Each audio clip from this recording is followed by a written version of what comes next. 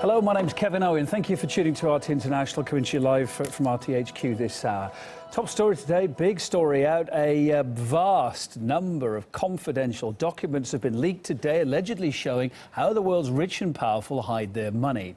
More than 11 million files have been obtained from a Panama-based offshore law firm that's been operating for nearly 40 years. 72 current and former heads of state are among more than 100 politicians from 50 different countries named in the files.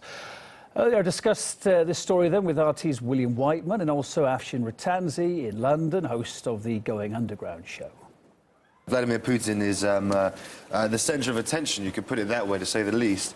His name is splashed across the headlines, and his picture is everywhere, alongside accompanying the front pages of magazines and also in online articles. And now this is also spread to mainstream media outlets, to CNN and Al Jazeera in particular. We can have a look at the two latest interviews that they have aired just today. An interesting link that seems to have emerged from these leaked documents to a key aide of Vladimir Putin. A number of key figures actually surrounding Vladimir Putin, his so-called inner circle, have been implicated in these leaks that set up these offshore shell companies. Close associates of the Russian President Vladimir Putin are suspected of having been involved in secret money deals. Now, this all started from the website of the International Consortium of investigative journalists who published this leak, who broke the news. And right after the main headline, you have this, which says offshore network tied to Putin. And now it should be noted that the documents that they posted feature two main groups of political figures who are associated or somehow involved in this scandal. The first group is of politicians who are directly involved.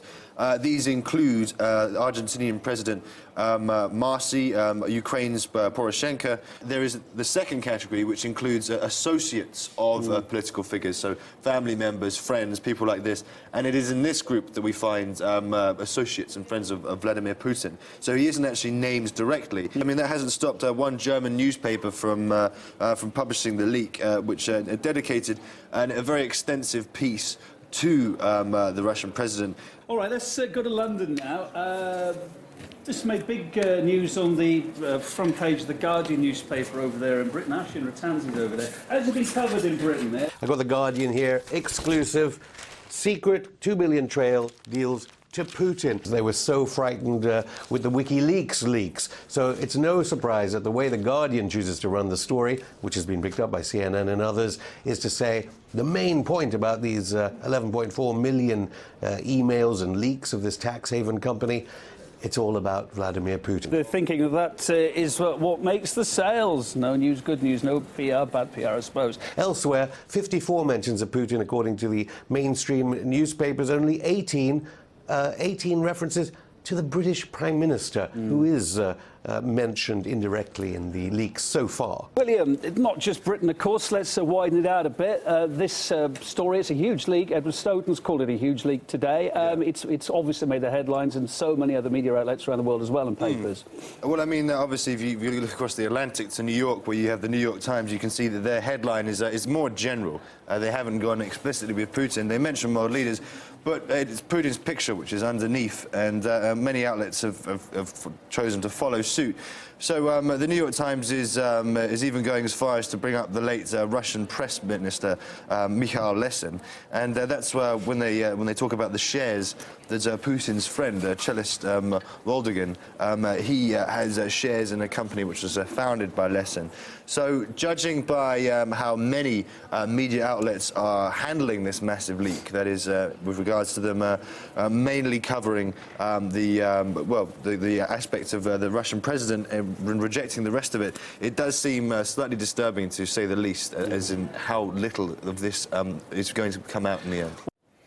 Responding to the allegations then of a secret offshore set of deals, a Kremlin spokesperson said that the level of Putinophobia is so high that it's simply impossible to write anything positive about Russia right now. He also added that the information related to the Russian president is groundless and purely based on speculation. Let's get some thoughts from London. I'm joined by Marcus Papadopoulos, editor of Politics First magazine, to talk more on this. Hi there, Marcus. Why do you think the UK media have focused so much attention on Vladimir Putin, as we've just said there, so little on the British Prime Minister's tenuous connections as well? Well, first of all, this is the latest attempt by British media and Western media to demonise Russia's leader, even though President Putin hasn't been explicitly named in the Panama Papers. They're still of the opinion that he is guilty. But we need to ask ourselves, why is there so much focus by Western media, British media, American media, on Russia's leader? And what we can say is that for the last 10 years or so, there has been a concerted effort by Western media to portray, to denigrate President Putin. And why is that? Simply because under President Putin's leadership, Russia has grown very, very strong at home and very, very strong abroad, which is not to the West's liking. Of course, the American and the British governments, they would like the Russia of the 1990s under Yeltsin, when Russia was on its knees. Russia had effectively become a pauper state and was dependent on the IMF. However, under President Putin and his policies, all that has been reversed, and we have a very confident Russia domestically. It still has problems, but it's confident, and we have a resurgent Russia on the international arena. And for many in Washington and London, that is President Putin's greatest sin, that Russia is again, as it did in Soviet times, it is again in 2016 challenging Western global hegemony. Well, the Kremlin has made comment this morning about this release, and it's the juxtaposition of the pictures and the story, the whole kind of thing, isn't it? You know, as we've been saying, Vladimir Putin's spokesman reacted by describing, and reading here, the media trend as, quote, Putinophobic. He went on to say it seems that the media is not allowed to say anything good about Russia anymore. It doesn't seem like that's an overstatement, as you say these days, does it? I would agree. I would totally agree with that statement. You know, Western media, as I said, is relentlessly pursuing President Putin because they feel uncomfortable that Russia in 2016 is strong. But I would also add another note, certainly from Britain's perspective. This is nothing new. Ever since Britain established diplomatic relations with Russia in the 1500s, Britain has always had a very suspicious attitude towards Russia, a very hostile attitude towards Russia, be it in Tsarist times, in Soviet times, and in the present. So this is quite a usual characteristic of Anglo-Russian relations. Let's broaden it out a bit now. There are a lot of other cases. This is a huge leak. Edward Snowden's called it a massive leak this morning, and he's a guy that knows about those kind of things.